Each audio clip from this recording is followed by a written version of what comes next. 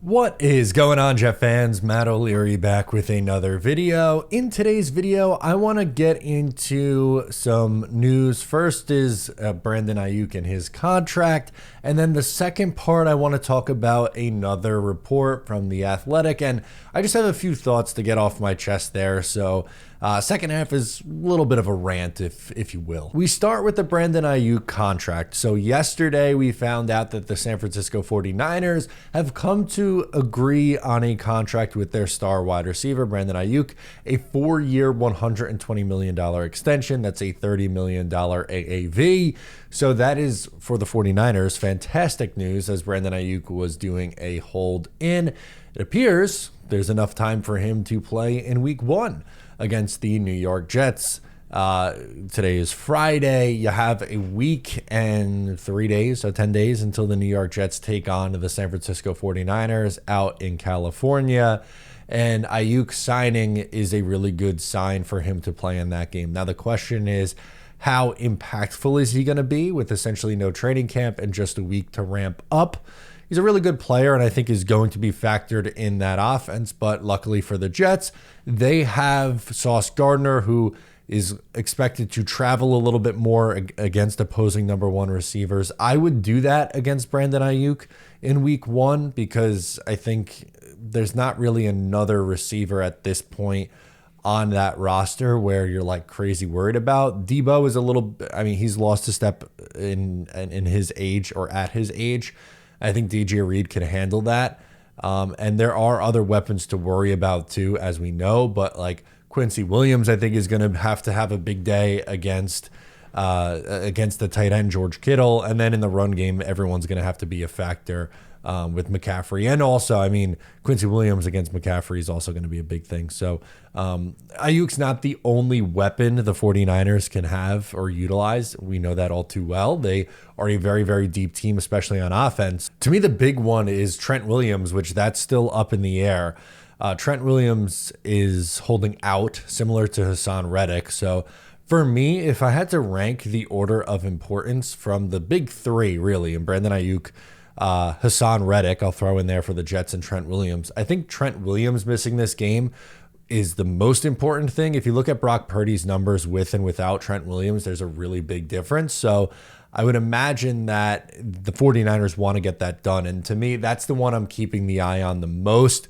I put Reddick number 2 and then Aiyuk number 3, and then Aiyuk signed, so I'd imagine that he plays. But Trent Williams potentially missing this game is a bigger deal. So throughout the weekend and through next week, I think we should be keeping a very close eye as Jet fans on the Trent Williams negotiations, because that is going to play a huge factor in the week 1 matchup. Stop me if you've heard this before. There has been a report from The Athletic that goes after Aaron Rodgers and the New York Jets. Here's the quote. "There is complete disarray over there. Look at how they handled Aaron Rodgers. Has one player ever had more power than him? They have been unable to convert him into a team player.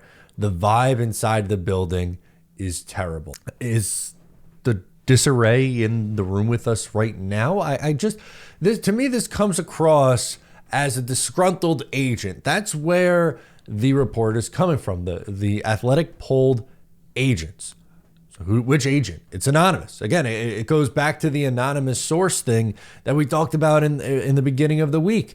The anonymous coach. That's what it was. The anonymous coach thinks Aaron Rodgers is washed. And now an anonymous agent is saying that the Jets handled, how they've handled Aaron Rodgers, and it's complete disarray in the building. Has that been the vibe that you've gotten from the New York Jets through training camp? For me, no. The only negative black eye, blemish, whatever you want to call it, of training camp, it has nothing to do with Aaron Rodgers. It's been the Hassan Reddick situation. But that's not even what we're talking about. We don't have to get into that. The hate that Aaron Rodgers is getting is just an absolutely insane level at this point. It's insane. All we ever see is his teammates talk him up and him getting to know the young guys and him hyping up the young guys. He talks about Xavier Gipson and Jason Brownlee, like borderline practice squad players. Last year on the headset going nuts for Malik Taylor in the preseason. Talking up Zach Kuntz. Zach Kuntz stinks. Sorry for the ricochet shot for Zach Kuntz. The guy stinks. And Aaron Rodgers talking him up about when he was on the scout team with him and how it was fun throwing him the football last year when he was trying to make the comeback. I don't know. What else do we have to see? What else does Aaron Rodgers have to do with, again, the Garrett Wilson, Tyler Conklin, Breece Hall on the defense, Sauce Gardner, CJ Mosley, Tyron Smith, Morgan Moses, whoever. Every single guy on the Jets that have been asked about Aaron Rodgers have been nothing but absolutely glowing reviews. Glowing reviews.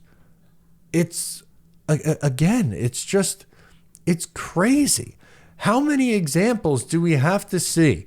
Marquez Valdez-Scantling, a former teammate, has no business with Aaron Rodgers right now, says, man, he's one of the greatest you'll ever find. He cares more about his teammates than about the game of football. You know, I think that's something that people really don't understand because people get this perception of him that he's this diva or all about himself. That's the furthest thing from the truth. He's the godfather of Randall Cobb's kid. Tyler Conklin on Aaron Rodgers missing minicamp said, nobody batted an eye. Sauce Gardner ran to his defense, saying that it's 2 days. We're still doing the 2 days of OTAs and minicamps. We're still doing the conversations between Aaron Rodgers and Garrett Wilson on the sideline. Oh, trouble in paradise. That was what you got out of that? That's two guys. Again, I'm a broken record because I've said it at the time when it happened, but that's two guys who are extremely competitive, who are trying to get better so that they get it right in the regular season. And they are passionately talking about how to get the best out of each other. The only people in the NFL that have anything ever bad to say about the guy is Martellus Bennett and Greg Jennings. Other than that, the people who are actually involved in the game, teammates, most coaches, the referees, they love the guy. Aaron Rodgers has a very positive score around the league if you were to take a poll on how they feel about him. This narrative of Aaron Rodgers being a diva, difficult, bad teammate is only talked about by the media or the fans. It's the fans and the media that is driving this narrative. Again, it's not the players. It's not the coaches. I guess you could toss the agents in there. But I don't know why we're putting any at all stock, into what a disgruntled agent has to say about the state of the New York Jets. Who is it? Is it Hassan Reddick's agent? Because that might have something to do with it. Is it someone else's agent who the Jets decided not to pay? Maybe that's a problem. Is it Mekhi Becton's agent? I'm sure Mekhi Becton's agent has some thoughts on the New York Jets. Like, where is this information coming from? That's why I don't think it deserves any stock. But the storylines that get chosen around Aaron Rodgers and the Jets is just, it's shocking to me. Does any publication or any other fan base besides the Jets, Jet fans know, but around the league, are people talking about how Aaron Rodgers took a $35 million pay cut a year ago? Is anyone talking about how Aaron Rodgers was voted the most inspirational guy on the team by his teammates a year ago? That's not a hand-picked award by the coaching staff, the owner. His teammates voted that a year ago.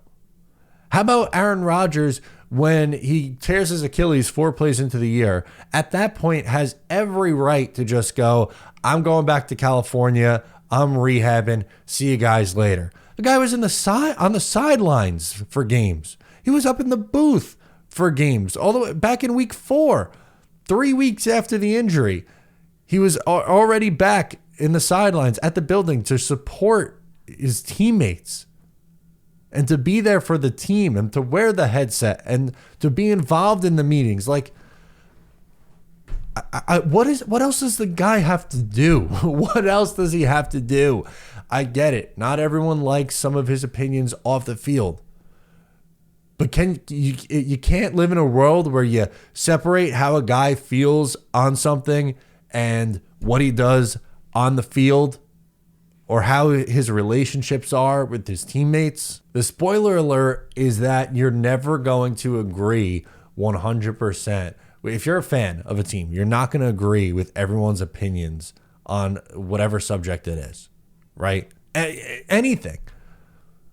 If there's so many worse, and the thing is too, like, I feel like there's so many worse things to be upset about with players who are in this league. Repeat offenders of domestic violence, violent people. Like, we're holding this fake grudge. That's what it is. It's a fake grudge against Aaron Rodgers that's driven by other fans and the media because of his opinions. It's just, it's shocking to me. It really is. So sorry for the little rant in the second half of this video. I just needed to get these thoughts out there because, again, it feels like every couple weeks we get a BS story tossed out there, and we just forget that all Aaron Rodgers' teammates do is talk the guy up. He took a pay cut to play with the Jets. He was with the team last year after being injured when he did not have to. I don't know what else this guy has to do. I really don't. So I want Aaron Rodgers to win a Super Bowl. I want the Jets to win a Super Bowl because I'm a diehard Jets fan. I'm 29 years old. I've never seen my team win a Super Bowl or play in a Super Bowl. I would have liked that for me and other Jet fans a lot older than me who've been going through it and haven't seen their team win a Super Bowl since 1969 or play in the GD game since 1969. Those people deserve it.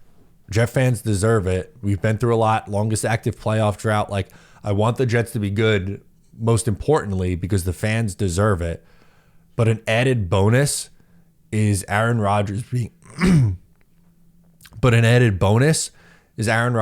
able to give the double bird to the haters, because I think that would melt NFL pundits if Aaron Rodgers actually won a Super Bowl for this team. Guys, that's going to do it for me in this one. Thank you so much for tuning in. I'm Matt O'Leary, and I'll catch you next time.